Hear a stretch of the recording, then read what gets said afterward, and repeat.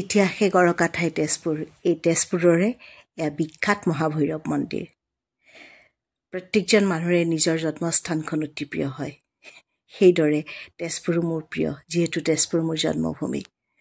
যেতিয়াই তেজপুৰলৈ আহোঁ প্ৰত্যেকবাৰেই চেষ্টা কৰোঁ মহাভৈৰৱত আহি পেলাই ভগৱান ভোলেনাথৰ ওচৰত মূৰটো দোৱাবলৈ। এইবাৰ মাঘৰ মাহ তেজপুৰলৈ গৈছিলোঁ, গতিকে ল'ৰাৰ লগত মন্দিৰলৈ গ'লোঁ। বৰ ভাল লাগিলে, মনটো প্ৰশান্তিৰে ভৰি পৰে। অতি পুৰণি এটা মন্দিৰ। কথিত আছে যে সেই তাহানিৰ শোণিতপুৰৰ ৰজা বানে হেনো ইয়াত আহি পেলাই শিৱক পূজা অৰ্চনা কৰিছিল। সেই বান ৰজাৰে জীয়ৰী ঊষা আৰু অনিৰুদ্ধৰ প্ৰেমৰ কাহিনী কোনো নজনা নহয়, আৰু সেই প্ৰেমৰ কাৰণেই হয়তো হৰিহৰৰ যুদ্ধ হৈছিলে। বান ৰজাৰ হৈ পেলাই যুঁজ দিছিলে হৰ অৰ্থাৎ শিৱই, আৰু অনিৰুদ্ধৰ যিহেতু নাতি আছিলে, শ্ৰীকৃষ্ণৰ নাতিনীয়েক আছিল অনিৰুদ্ধ, সেইকাৰণে এই যুদ্ধত কৃষ্ণই হেনো আহি পেলাই যুঁজ দিছিলে। যি নহওক কিয় এই ইমান মানে এটা ঐতিহাসিক মন্দিৰ, আৰু মাঘৰ মাহত ইয়াতে খুব মানুহৰ মানে সমাগম হয়। অকল মাঘৰ বুলি নহয়, শাওণৰ মাহটোতো যথেষ্ট ভক্তৰ ভিৰ হয়। আৰু এই মহাভৈৰৱ মন্দিৰৰ লগত মোৰ বহু স্মৃতি জড়িত হৈ আছে। এয়া নন্দী বাবা।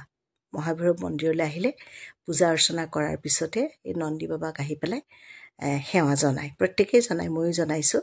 আৰু নন্দীৰ কাণত হেনো মনৰ যি কামনা থাকে, যি মনোকামনা, সেয়া হেনো ফুচফুচাই ক'লে সেই কামনা পূৰ্ণ হয়। এয়া এক জনবিশ্বাস। আজিকালি চাৰিওফালে এনেকৈ ৰেলিঙেৰে বেৰা দি দিলে, সেইকাৰণে বৰ বিশেষ ওচৰলৈ যাব নোৱাৰি।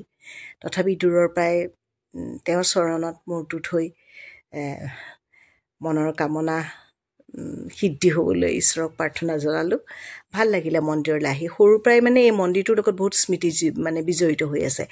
সৰুতে মোৰ মনত আছে, ইয়াত মানে শিৱৰাত্ৰিৰ সময়ত একদম ডাঙৰ মেলা হয়। আমাৰ আইতাহঁতৰ ঘৰটো ইয়াৰ ওচৰতে আছিলে, মানে মামা মাহীহঁতৰ। আমাক একদম 2টা বজাত মানতে ৰাতি উঠাই দিয়ে। উঠাই একদম গা পা ধুৱাই একদম আহি আমি 2:30 3টাত আহি পাই যাওঁ মন্দিৰ। একদম লাইন পাতি থাকোঁ, আৰু বহুত মানুহ হয়। তেতিয়াহে আমি পুৱতি নিশা গৈ পেলাই শিৱলিংগত মানে আমি পানী ঢালিব পাৰোঁ। এনেকুৱা হয়, ডাঙৰ মেলা হয়। আৰু মামাহঁতে আমাক খাৰুমণি কিনি দিয়ে, বিভিন্ন বস্তু কিনি দিয়ে, বিৰাট ফূৰ্তি কৰোঁ। আৰু এতিয়াও সেই মেলা হয় বাৰু, নোহোৱাকৈ নাথাকে। কিন্তু মই আৰু বহুত বছৰ এই মেলা মানে দেখি পোৱা নাই। আধুনিকতাই গ্ৰাস কৰিছে লাহে লাহে গোটেই ইয়াৰ চৌপাশটো। টাইলছ মাৰ্বল লাগিল যদিও এই হেলনীয়া খুটাকেইটা আজিও আছে। সেই তাহানি মই সৰুকালৰ পৰাই দেখি আহিছোঁ। এই খুটাকেইটা সদায় এনেকৈয়ে থাকি গ'ল।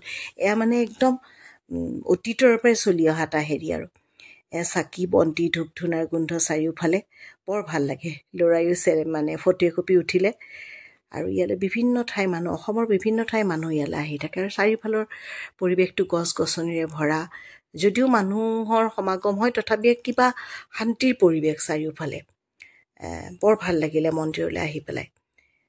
ঈশ্বৰে সকলোকে ভালে ৰাখক, বছৰটো সকলোৰে কুশলে পাৰ হৈ যাওক, তাকেই কামনা কৰিলোঁ। আকৌ এনেদৰে লগ পাই থাকিম।